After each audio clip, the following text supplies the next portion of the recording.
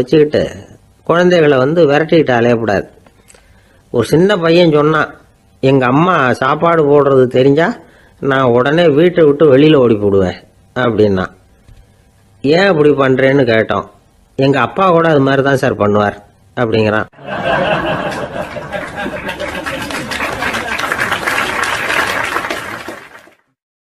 பந்திக்கு முந்தர ஆசாமிகள் நம்மள பல பேர் உண்டு. அப்படி முந்தறதுக்கு கூட முயற்சி பண்ணுறவங்க நிறைய பேர் இருக்கிறாங்க. இதில் என்ன ஒரு விஷயம்னா, பந்திக்கு முந்துறது கூட தப்பு இல்லை.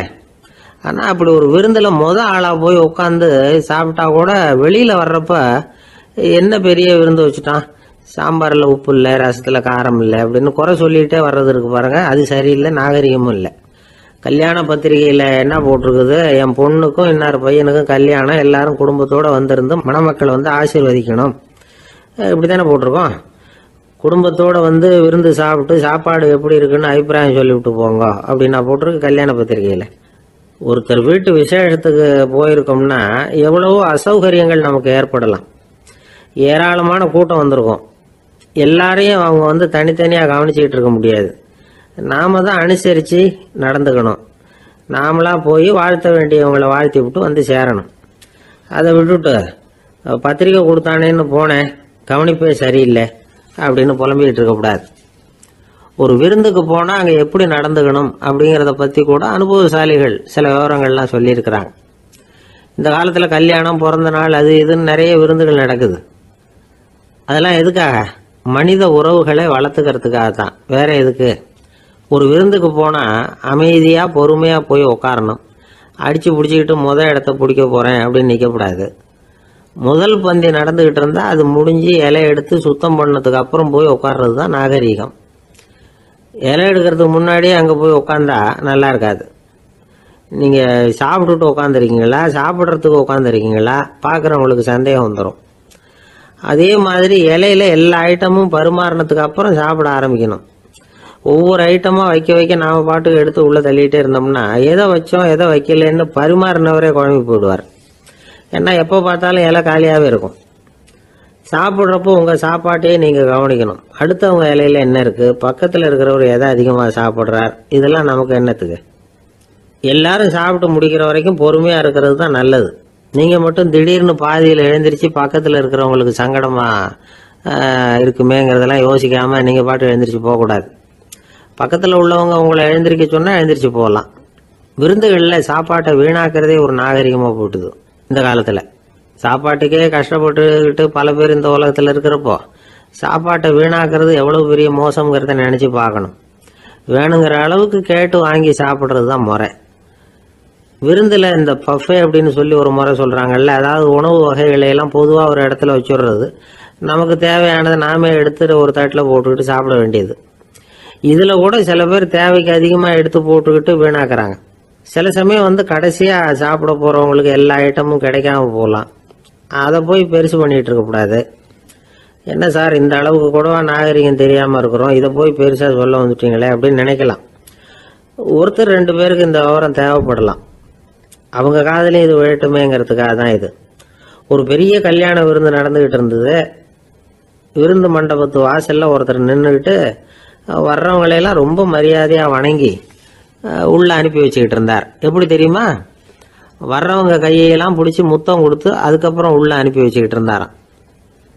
கூட்டம்லாம் முடிஞ்சதுக்கப்புறம் அவர்கிட்ட போய் கேட்டிருக்கிறாங்க, சார் நானும் எவ்வளவோ விருந்துகளுக்கு போயிருக்கிறேன், இருந்தாலும் இவ்வளவு மரியாதையாக வர்றவங்க கைக்கெல்லாம் முத்தம் கொடுத்து வரவேற்கிறத இங்கே தான் பார்க்குறேன் அப்படின்னு சொன்னாங்க. அதுக்கு அவர் சொன்னார், அட போங்க சார், நான் முத்தம் கொடுக்கல, முந்தின பந்திக்கு சாப்பிட்டவங்களே அடுத்த பந்திக்கும் வர்றாங்களான்னு மோந்து பார்த்து அனுப்பி வச்சுக்கிட்டு இருந்தேன் அப்படின்னார்.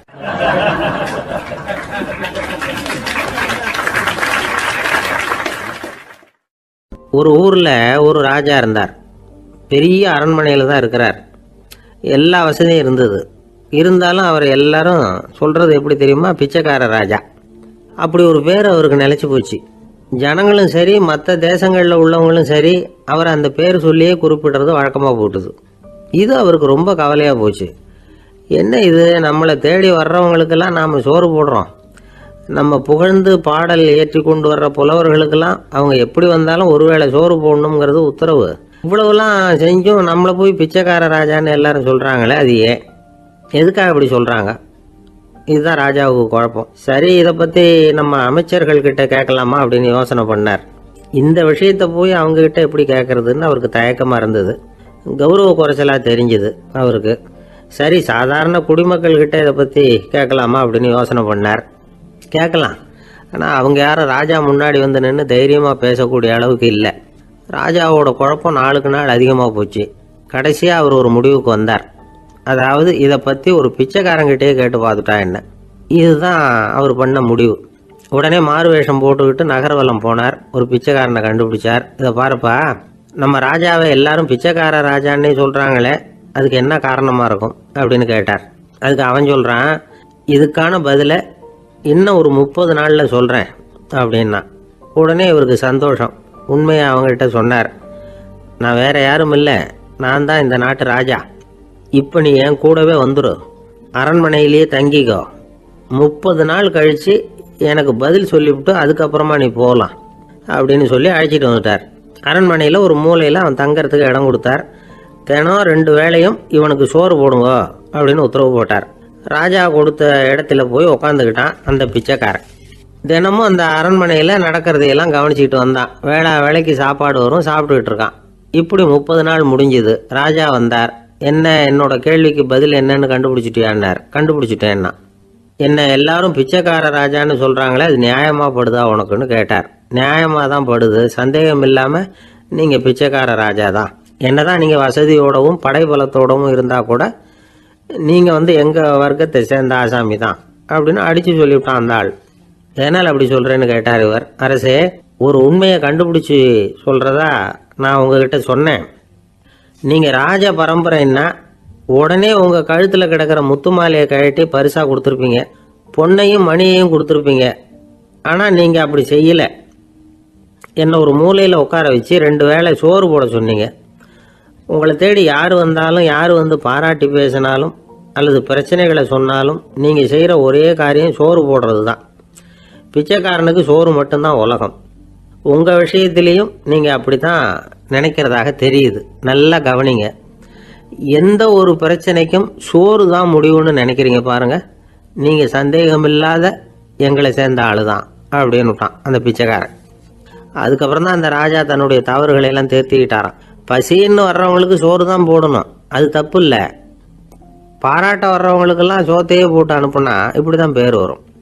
எனக்கு தெரிஞ்ச ஒருத்தர் தினமும் யாராவது ஒருத்தரை தன் வீட்டுக்கு அழைச்சிட்டு போவார், சாப்பாடு போட்டு அனுப்புவார். முன்னறிவிப்பு இல்லாமல் திடீர்னு ஒரு விருந்தாளியோட வீட்டில் போய் இவர் நிற்கிறது வழக்கம். அந்த அம்மாவும் இவருக்காக தயார் பண்ணி வச்சுருந்ததை இவர் அழைச்சிட்டு வந்திருக்கிற விருந்தாளிக்கு போட்டுருவாங்க. விருந்தாளி சாப்பிட்டுட்டு போனதுக்கப்புறம் இவர் மனைவி கிட்ட உனக்கு சிரமம் வேணாம் அப்படின்னு சொல்லிவிட்டு பக்கத்தில் உள்ள ஒரு ஹோட்டலுக்கு போய் காசு கொடுத்து சாப்பிட்டுட்டு வந்துடுவார். பல நாள் இப்படி நடக்கும். ஒரு நாள் அவரை தனியாக கூப்பிட்டுக்கிட்டு போய் ஏன் இப்படி பண்ணுறீங்கன்னு கேட்டோம். அதுக்கு அவர் சொல்கிறாரு, எங்கள் வீட்டு சாப்பாட்டிலேருந்து தப்பிக்கிறதுக்கு எனக்கு வேறு வழி எதுவும் தெரியல சார், அதனால தான் இப்படி பண்ணிகிட்டு இருக்கிறேன் அப்படின்னார் ரொம்ப பரிதாபமாக.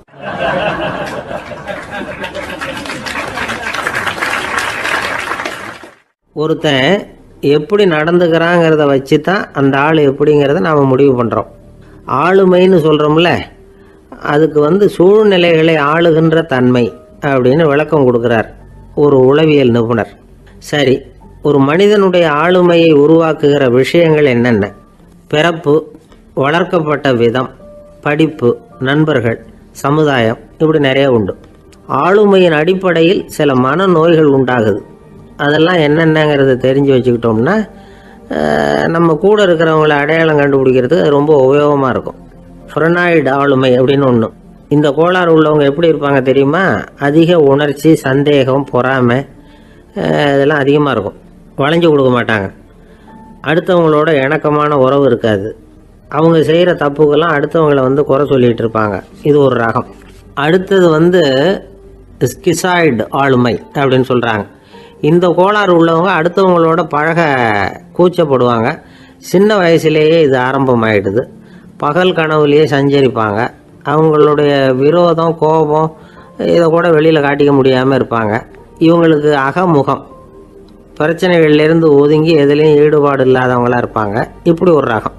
அடுத்தது சைக்ளோதமிக் ஆளுமை அப்படின்னு சொல்கிறாங்க. அது என்னென்னா உணர்ச்சிகளில் ஏற்றத்தாழ்வு அதிகமாக இருக்குமா. சில சமயம் பார்த்தா மகிழ்ச்சியாக இருப்பாங்க, சில சமயம் சோகமாக உட்காந்துருப்பாங்க. அவங்க மனநிலைக்கு தகுந்த மாதிரி சமூக நிகழ்ச்சிகளில் பங்கெடுத்துக்குவாங்க.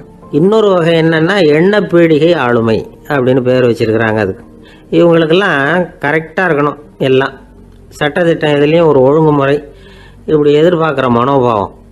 இவங்க எதிர்பார்ப்புக்கும் அரண்முறைக்கும் மற்றவங்க கட்டுப்படணும்னு நினைப்பாங்க. இந்த நிலைமை நீடித்தா என்ன ஆகும் தெரியுமா? அலைக்கழிக்கிற எண்ணங்கள் திரும்ப திரும்ப ஒரே செயலை செய்ய தூண்டுற மன தளர்ச்சிக்கு ஆளாயிடுறாங்க. அடுத்தது ஹிஸ்டீரியா ஆளுமை.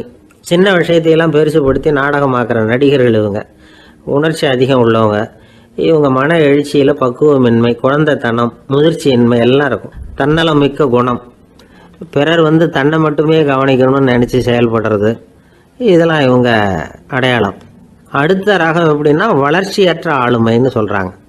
அடுத்தவங்களோட இணங்கி போக முடியாதவங்க, அறிவு, மன எழுச்சி, சமூக உறவு இதில் எல்லாம் போதுமான வளர்ச்சியையும் நிறைவையும் பெற முடியாதவங்க. இவங்களால வாழ்க்கையில் முன்னேற முடியாது. பிச்சைக்காரங்க, குற்றவாளிகள் இவங்ககிட்டெல்லாம் இது மாதிரியான ஆளுமை அதிகமாக இருக்குமா. அடுத்தது என்னென்னா சோர்வுடைய ஆளுமை. எதுலேயும் உற்சாகம் இல்லாமல் சோர்ந்து போயிருப்பாங்க. அதுக்கெல்லாம் நமக்கு வலிமை இல்லைப்பா அப்படின்னு சொல்லிகிட்டு இருப்பாங்க.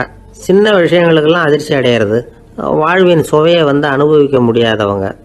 இன்னொரு ரகம் இது கொதித்தெழும் ஆளுமைங்கிறாங்க. எதுக்கு எடுத்தாலும் ஆத்திரம், குரோதம், வன் செயல் இதிலெல்லாம் ஈடுபாடு இப்படி உள்ளவங்க. நத்தை வகை ஆளுமை அப்படின்னு ஒன்று. அடுத்தவங்க மேலே விரோதம் இருக்கும், அடிக்கணுங்கிற எண்ணம் இருக்கும். ஆனால் அதை அப்படியே வெளியில் காட்டாமல் அதே சமயம் அமைதியான முறையில் வெறுப்பை வெளிக்காட்டுற ரகம். இவங்கெல்லாம் பேசாமல் கம்முன்னு இருந்துக்கிட்டே நினச்சதை நிறைவேற்றிக்கிடுவாங்க. முன்ஜாக்கிரதை ஆளுமை அப்படின்னு ஒரு ரகமாக. பாதுகாப்பின்மை, சந்தேகம், முழுமையின்மை, அறவேக்காட்டுத்தனம் இந்த மனப்போக்கு அதிகமாக இருக்கிறதுனால அகம்பாவம், புடிவாதம், எச்சரிக்கை எல்லாம் அளவுக்கு மீறி இருக்கும். இதுவரைக்கும் நாம் பேசிக்கிட்டு இருந்த ஆளுமை பண்புகள் அளவுக்கு அதிகமாக போயிட்டுதுன்னா ஆளுமை கோளாறுகள் ஏற்படும். அதன் அடிப்படையில் மனவியாதிகள் வருமா. அதனால் இணக்கமான எல்லாரும் விரும்புகிற இயல்பான ஆளுமையை பெறுவதற்கு நாம் முயற்சி செய்யணும் அப்படிங்கிறது மனோதத்துவ நிபுணர்களுடைய ஆலோசனை. ஒருத்தர் ஒரு மனோதத்துவ டாக்டரை தேடிட்டு வந்தாராம். டாக்டர், எனக்கு மனசில் ஏதோ வியாதி, ஆளுமை கோளாறு, அதாவது எனக்கு சீக்கிரமாக செத்து போனால் தேவையில்லைன்னு தோணுது அப்படின்னாராம். உடனே அந்த டாக்டர், சரி அப்படின்னா இங்கே இருங்க, நான் வைத்தியம் பார்க்குறேன் அப்படின்னாராம்.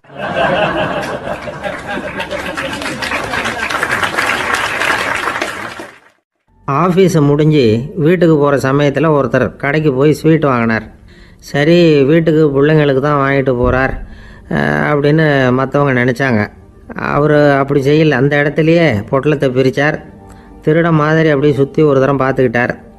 யாரும் தெரிஞ்சவங்க இல்லைங்கிறத முடிவு பண்ணிவிட்டு அவசரமாக அதை அப்படியே போட்டு முழுகிவிட்டு கையை தொடச்சிக்கிட்டு நல்ல பிள்ளை மாதிரி நடந்து போக ஆரம்பிச்சிட்டார். அவர் யாருன்னா, அவரோட பிரச்சனை எல்லாருக்கும் தெரியாது, சில பேருக்கு தான் தெரியும். அதாவது அவர் உடம்பில் சர்க்கரை இருக்குதுன்னு டாக்டர் சொல்லிவிட்டாராம். அதனால் வீட்டில் சர்க்கரையே இவர் கண்ணில் காட்டுறதில்ல. அதனால் இவர் யார் கண்ணிலையும் படாமல் இப்படிப்பட்ட வேலைகள்லாம் செய்கிறது வழக்கம். யாருக்கும் தெரியாமல் இப்படி ஸ்வீட்டை வாங்கி சாப்பிட்டுட்டு அவர் பாட்டுக்கு போயிடுறது.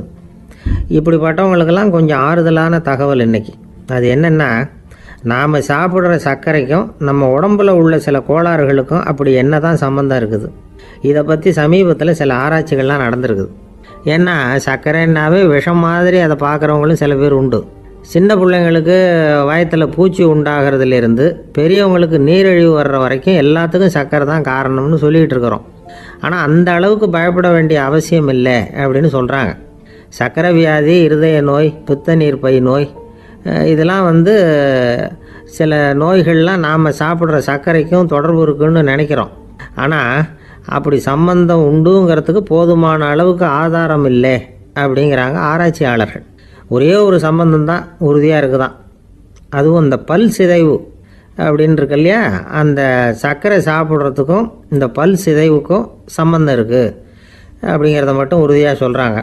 சர்க்கரைன்னா நாம் சாப்பிட்ற ஜீனி மட்டும் இல்லை, பழம், காய்கறி, பால், தேன் இப்படி எல்லாத்துலேயும் அது இருக்குது. கேரட்டு கொடுக்குற சத்தில் 88% சர்க்கரை, ஆப்பிள் கொடுக்குற சக்தியில் 95% சர்க்கரை. இது ஜீனி சர்க்கரை, இது ஆப்பிள் சர்க்கரை அப்படிங்கிற வித்தியாசம்லாம் உடம்புக்கு கிடையாது. ரெண்டுமே உடனடியாக சக்தி கொடுக்குது. ஒரு ஸ்பூன் சர்க்கரையில் 16 கலோரி தான் சத்து இருக்குது. அதிகமாக சர்க்கரை சாப்பிட்டா நீரிழிவு வந்துருங்கிறது தப்பான ஒரு அபிப்பிராயம். டயபெட்டிஸுங்கிறது ஒரு மெட்டபாலிக் டிசார்டர், அவ்வளவுதான். அதாவது நாம் சாப்பிட்ற சர்க்கரையை நம்ம உடம்பு திறமையாக உபயோகப்படுத்திக்க முடியல அப்படின்னு அர்த்தம். அதனால தான் அதிகமாக இனிப்பு வேணாம்னு சொல்கிறோம். ஏற்கனவே உடம்பால் முடியாத ஒன்றை மறுபடியும் அது தலையில் சுமத்தி அதிகமாக வேலை வாங்க வேணாமே அப்படிங்கிறதுக்காக தான். ஆகாரத்தில் அதிகமாக சர்க்கரை இருந்தால் அதனால் உடனே சர்க்கரை வியாதி வந்துடும்ங்கிறதுக்கு விஞ்ஞான ரீதியாக போதுமான ஆதாரம் இல்லை. அதனால் எப்போவாவது அதிகமாக ஸ்வீட்டு சாப்பிட்டுட்டா ஐயோ அதிகமாக சாப்பிட்டோமோ என்ன பண்ண போகுது தெரியலையே அப்படின்னு நினச்சி மனசை போட்டு குழப்பிக்க வேண்டியதில்லை. பொதுவாக எதுவுமே அதிகமாக வேண்டாம், எல்லாம் சீராக இருந்தால் போதும். நீரிழிவுங்கிறது புதுசாக வந்துட்ட ஒரு நோய் இல்லை, ரொம்ப காலமாகவே இருக்கிற ஒன்று தான். நம்ம முன்னோர்கள் இதை மதுமேகம் அப்படின்னு சொல்லுவாங்க. அதை கட்டுப்படுத்துறதுக்கு அவங்களே சில வழிமுறையை சொல்லி வச்சுருக்கிறாங்க. அது என்னென்னா வேறு ஒன்றும் இல்லை, இந்த பாவக்காய், முள்ளங்கி, அருகம்புல், அவ்வளவுதான். வெள்ளை முள்ளங்கி இருக்குல்ல, அதை வாரத்துக்கு 3 நாள் சாப்பிட்டுக்கிட்டு வாங்க. நூலுக்கோல் ரொம்ப நல்லது. இல்லைன்னா முள்ளங்கி சாறு 1 அவுன்ஸு சாப்பிட்டுட்டு வரலாம். ரத்தத்தில் சேர்கிற சர்க்கரை அளவை இதெல்லாம் கட்டுப்படுத்துது. சிறுநீரில் காணப்படுகிற சர்க்கரை அளவையும் சமநிலைப்படுத்துது. தினமும் ஆகாரத்தில் கோதுமை, கேழ்வரகு, வெந்தயம், கருவேப்பிலை, சோயாபீன்ஸ் எது கிடைக்குதோ சேர்த்துக்கலாம். இப்படிலாம் செஞ்சுக்கிட்டு வந்தால் அப்புறம் வீட்டுக்கு தெரியாமல் கடையில் போய் நின்றுக்கிட்டு ஸ்வீட் வாங்கி திருட்டுத்தனமாக சாப்பிட வேண்டிய அவசியமே உங்களுக்கு வராது.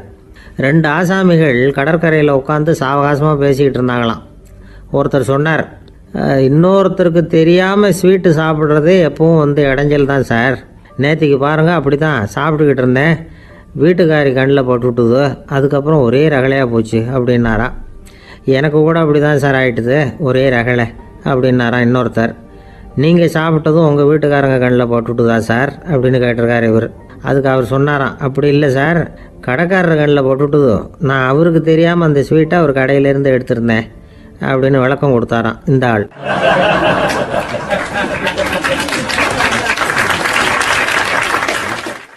ஒருத்தர் முகத்தை தொங்க போட்டுக்கிட்டு ஒரு மாதிரியாக வந்தார். என்ன விஷயம்னு விசாரித்தேன்.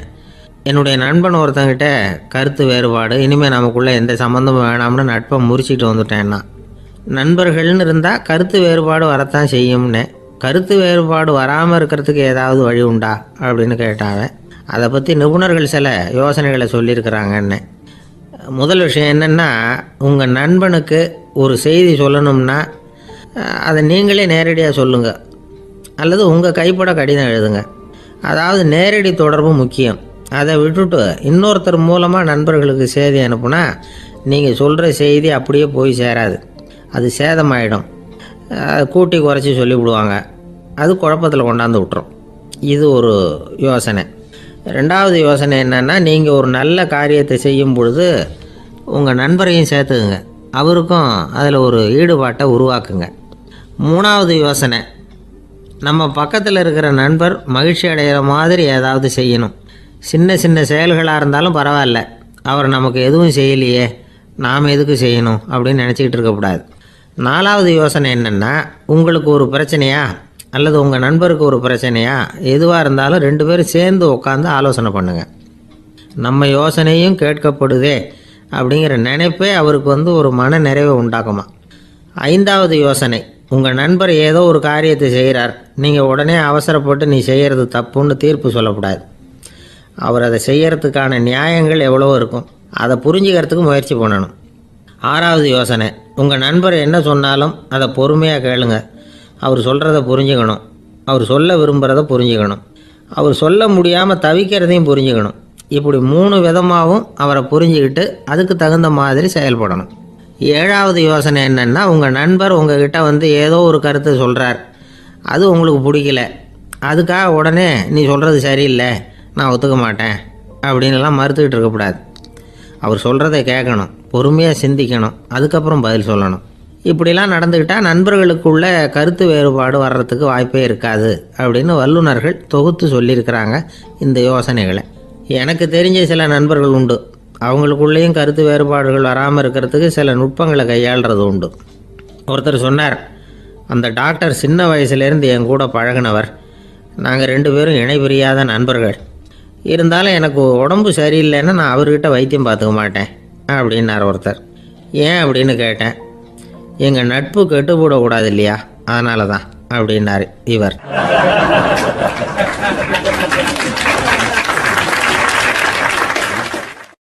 ஒரு மனுஷனுக்கு 3 விதத்தில் கர்வம் உண்டாகிறதுக்கு வாய்ப்பு உண்டு. பணம், பதவி, புகழ். பணம் அதிகமாக வந்தால் கர்வம் வரலாம், பதவி பெருசாக வந்துட்டுதுன்னா கர்வம் வரலாம், புகழ் அதிகமாக போனாலும் கர்வம் வரலாம். இந்த 3 வகையான கர்வத்துக்கும் இடம் கொடுக்காமல் இருக்கிறாங்க பாருங்கள், அவங்க தான் சிறந்த மனிதர்கள். ஒரு பெரிய பொறுப்பில் இருக்கிறவங்களுக்கு கர்வம் வந்துடக்கூடாது. அப்படி வந்துட்டுதுன்னா அது எல்லாருக்கும் இடைஞ்சல். ஒரு ராஜா இருந்தார். அவர் ஒரு நாள் தன்னுடைய தலைநகரத்தை சுற்றி வந்துக்கிட்டு இருந்தார். ஒரு இடத்துல ஒரு அழகான நிலத்தை பார்த்தார்.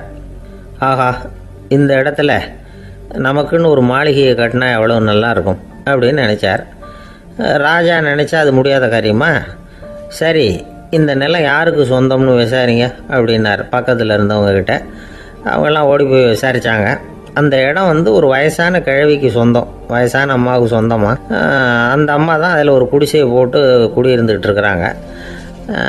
சரி, அந்த நிலத்துக்கு ஒரு விலையை நிர்ணயம் பண்ணி அதை அந்த வயசான அம்மாக்கிட்ட கொடுத்துருங்கோ அப்படின்னு உத்தரவு போட்டார் ராஜா.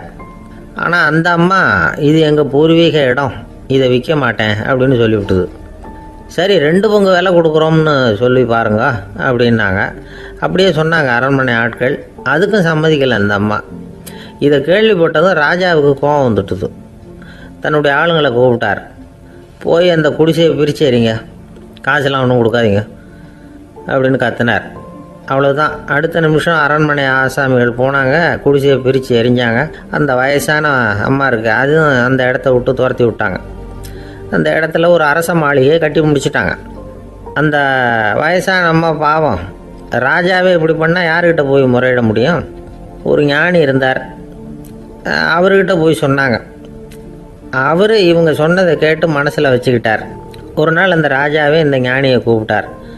புதுசாக ஒரு மாளிகை கட்டியிருக்கிறேன், வந்து பாருங்கன்னு. சரின்னு சொல்லி இந்த பெரியவர் ஒரு நாள் இந்த மாளிகைக்கு போனார். சும்மா போகல, ஒரு கழுதையையும் ஓட்டிகிட்டு போனார். கொஞ்சம் சாக்குகள், வெத்து சாக்கு, அதையும் எடுத்து கழுதை முதுகில் போட்டு கழுதையை ஓட்டிகிட்டு போகிறார். ராஜா பார்த்தார்.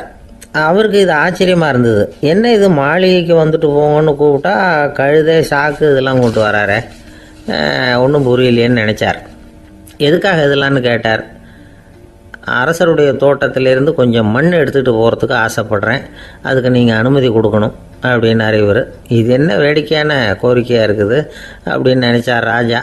இருந்தாலும் மண் தானே கேட்குறாரு, எடுத்துகிட்டு போகட்டுமே அப்படின்னு நினச்சார். சரின்னு அனுமதி கொடுத்தார். அந்த பெரியவர் தோட்டத்துக்கு போனார், மண்ணை வெட்டினார், சாக்கில் போட்டு நிரப்புனார்.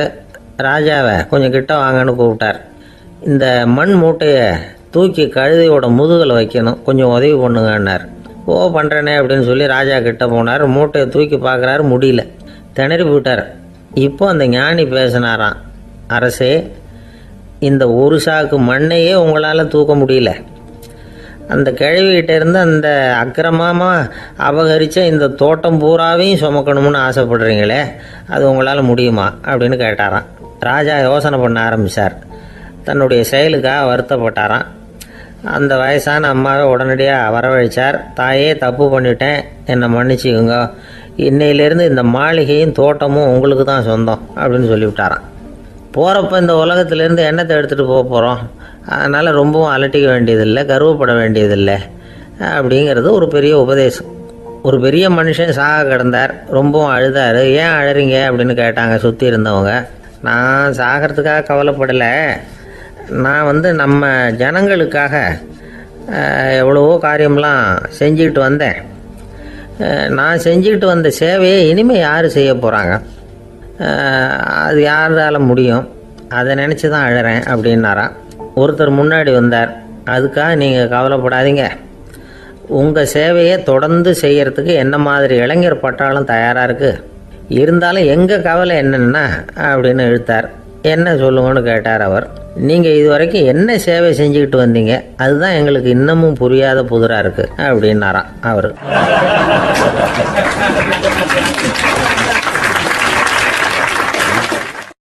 ஒரு சிகை அலங்கார கூடம், ரொம்ப சுறுசுறுப்பாக எல்லாரும் வேலை செஞ்சுக்கிட்டு இருக்கிறாங்க. முடிவெட்டிக்க வந்திருக்கிறவங்க நிறைய பேர், எல்லாரும் வரிசையாக உட்காந்துருக்குறாங்க. அந்த சமயத்தில் திடீர்னு கதவை திறந்துக்கிட்டு ஒருத்தர் உள்ளே வர்றார். அவர் ஒரு பெரிய மனிதர். அவரும் முடி வெட்டிக்கிறதுக்காக தான் உள்ளே வந்திருக்கிறார். அவரை பார்த்த உடனே அங்கே வரிசையில் உட்காந்துருந்தவங்க எல்லாரும் எழுந்திரிச்சு அவர்கிட்ட வந்துட்டாங்க. அவரை சுற்றி நின்றுக்கிட்டாங்க. எப்படி இருக்கிறீங்க, நல்லா இருக்கீங்களா அப்படின்னு விசாரிக்க ஆரம்பிச்சிட்டாங்க. எல்லாம் முடிஞ்சதும் வந்தவர் கேட்டார், வரிசையில் கடைசியாக இருக்கிறவர் யார் அப்படின்னு கேட்டார். ஏன்னு கேட்டாங்க. நான் அதுக்கு அடுத்தபடியாக உட்காரணும், அதுக்காக தான் கேட்குறேன் அப்படின்னார். உடனே அங்கே இருந்தவங்கள்லாம் என்ன சொன்னாங்க தெரியுமா? நீங்கள் வரிசையில் காத்திருக்கக்கூடாது, நீங்கள் அரசாங்கத்தின் தலைவர், உங்களுக்கு நேரம் முக்கியம், அதனால் நீங்கள் முன்னாடி போங்க அப்படின்னு சொன்னாங்க. ஆனால் அதை அவர் கேட்கல. தோழர்களே, உங்களுடைய கருத்துக்கு ரொம்ப நன்றி. எல்லாரும் வரிசையாக தான் வரணும், அதுதான் முறை. வரிசையில் வரணுங்கிற நடைமுறையை நானும் பின்பற்ற விரும்புகிறேன். நாம் எல்லாரும் சமமானவர்கள் அப்படின்னார். இப்படி சொல்லிவிட்டு வரிசையில் கடைசியாக இருந்த ஒரு நாற்காலியில் போய் உட்காந்துக்கிட்டார். தன் சட்டை பையில் இருந்த ஒரு செய்தித்தாளை எடுத்தார், படிக்க ஆரம்பிச்சிட்டார். ஆனால் அங்கே இருந்தவங்களால இதை பார்த்துக்கிட்டு சும்மா இருக்க முடியல. ஒருத்தர் எழுந்திரிச்சு வந்தார். ஐயா, இப்போ என்னுடைய முறை வந்திருக்குது, நான் தான் போக வேண்டிய முறை. உங்களை இங்கே காத்திருக்க வைக்கிறத விட ஒரு 5 ஆண்டுகளுக்கு கூட நான் முடி வெட்டிக்காமே இருந்துட முடியும் அப்படின்னார். அவர் மறுபடியும் சொன்னார், ஐயா, நீங்கள் வரிசை முறையை தாண்டி போக விருப்பப்படல, சரி, ஆனால் என்னுடைய முறையை மாற்றி கொடுக்கறதுக்கு எனக்கு முழு உரிமை இருக்குது. இதுக்கு பதிலாக உங்களுடைய கடைசி இடத்த நான் எடுத்துக்கிறேன், இதை நீங்கள் மறுக்க முடியாதுன்னார். அங்கே இருந்த மற்றவங்களும் இதை ஒரு மனசாக வற்புறுத்த ஆரம்பிச்சிட்டாங்க. அந்த பெரிய மனிதர் பார்த்தார், சரின்னு கடைசியாக ஒத்துக்கிட்டார். அவர் யார் தெரியுமா? அவர் தான் மாவீரர் லெனின். ரஷ்யாவில் கிரெம்ளின் சிகை அலங்கார கூடத்தில் தான் இது நடந்தது. எல்லாரும் இந்நாட்டு மன்னர்கள்னு வாயளவில் பேசுகிறதுல என்ன பிரயோஜனம்? நாம் எல்லாரும் சமங்கிறத நடைமுறையில் கடைபிடிச்சி காட்டினவங்க கொஞ்சம் பேர் தான். அவங்களில் ஒருத்தர் தான் லெனின். வரிசையில் நின்று வர்றதுங்கிறது ஒரு சிறந்த பண்பு, உயர்ந்த பண்பு. இன்றைக்கி பல இடங்களில் அது நமக்கு தேவைப்படுது. ஒரு ரேஷன் கடை வாசல், கடை திறக்கிறதுக்கு முன்னாடியே எல்லோரும் வரிசையில் நின்றுட்டாங்க. கடைசியாக வந்த ஒருத்தர் க்யூவில் முன்னாடி போகிறதுக்கு முயற்சி பண்ணுறார். ஏற்கனவே நின்றுட்டு இருக்கிறவங்க அவரை முன்னாடி போகிறதுக்கு விட மாட்டேங்கிறாங்க. கடைசியாக போய் நில்லையா அப்படின்னு எல்லோரும் கத்துறாங்க. அது அவர் காதில் வாங்கலை. முண்டி அடிச்சுக்கிட்டு முன்னாடி போகிறதுக்கே முயற்சி பண்ணிகிட்டு இருக்கிறார். எல்லாரும் சேர்ந்து அவரை வலுக்கட்டாயமாக இழுத்து கொண்டாந்து பின்னாடி கொண்டு போய் நிறுத்திவிட்டு சொன்னாங்க, இதை பாருப்பா, நாங்கள் இருக்கிற வரைக்கும் நீங்கள் முன்னாடி போய் எதையும் வாங்க முடியாது, தெரிஞ்சுக்கோ அப்படின்னாங்க. இப்போ அந்த ஆள் சொன்னாராம், நான் இங்கே பின்னாடி நிற்கிற வரைக்கும் நீங்களும் எதுவும் வாங்க முடியாது அப்படின்னாராம். ஏன்னு கேட்டிருக்கிறாங்க. நான் தான் அந்த கடையை திறக்க வேண்டிய ஆள் அப்படின்னா.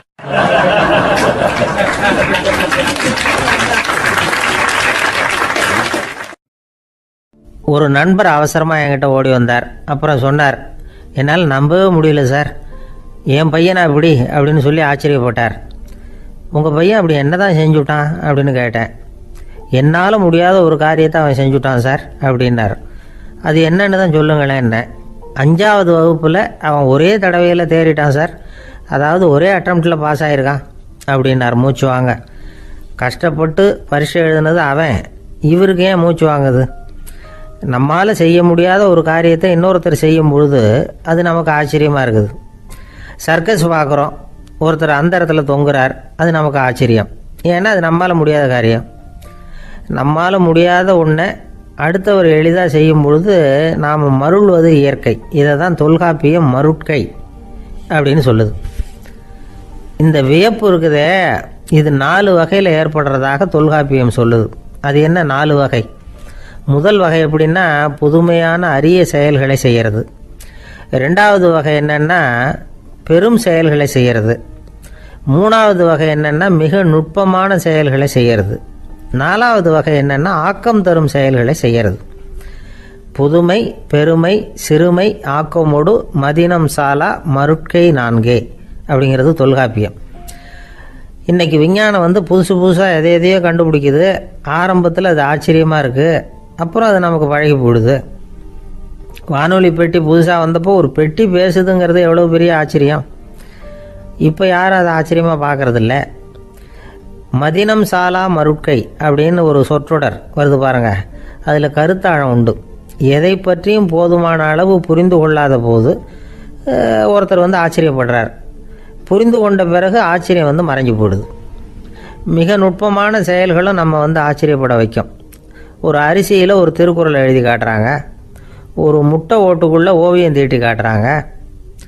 கருங்கல் சிற்பங்களில் எவ்வளவு நுட்பமான வேலைப்பாடுகளை எல்லாம் பார்த்து ஆச்சரியப்படுறோம். இது மாதிரி ஆக்கப்பூர்வமான அரிய செயல்களை செய்கிறது கூட வியப்பை உண்டு பண்ணும். குப்பை கூலங்களை கூட வாழ்க்கைக்கு பயன்படுகிற பொருளாக மாற்றுகிறவர்கள் இருக்காங்க. அவர்களுடைய செயல் வியப்பு அளிக்குது.